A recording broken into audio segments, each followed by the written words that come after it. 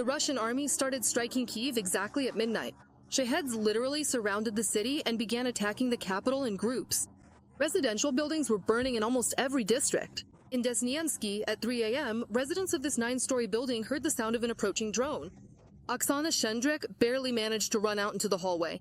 A direct hit struck the neighboring apartments. A fire broke out there. I could feel it coming so fast. I hear it flying, and it's coming fast. I said, God, it's coming for us. And then there was an explosion. I ran out of the kitchen, glass rained down behind me, and the windows in the room were blown out. Honestly, I thought we had a quiet neighborhood, because basically nothing like this had ever happened before. At this location, 14 people were injured. 2 people were rescued from under the rubble. More than 30 people were brought outside to fresh air. As of now, search and rescue operations and firefighting at certain hotspots are still ongoing. Rescuers put out the fires despite the ongoing threat of new attacks. Nearly 300 rescuers and 500 police officers were deployed to deal with the aftermath of Russia's missile and drone strike on Kyiv. They worked at 22 locations in different parts of the city.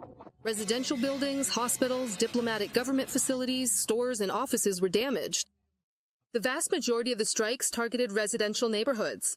The occupiers once again deliberately targeted civilians. Everyone who can help is working at the sites. Fire and rescue teams, engineering crews, the DSNS Delta Special Units, police investigators, bomb disposal experts, psychologists, and dog handlers are all on the ground. There are police tents at every location. There, people can file a report, get advice, or receive support. Ihor Klemenko, Minister of Internal Affairs of Ukraine, Facebook. In the Opolonsky district of the capital, it took several hours to put out the fire. A direct hit by a drone destroyed 3 apartments. Neighboring buildings are damaged. Almost all residents had their windows blown out and balconies damaged. The first 3 floors were badly burned. 3 people were injured. 1 was hospitalized. 2 received help on the spot. Most residents were in the shelter. Oleksandr Kruhai miraculously survived, suffering multiple shrapnel wounds to the head. After seeing the doctors, he returned to his apartment to try to save at least something from what was left. Shrapnel wounds. My skin was cut up. Something flew in and hit me on the head. I was lying there covered in blood, but thank God they took me to the hospital.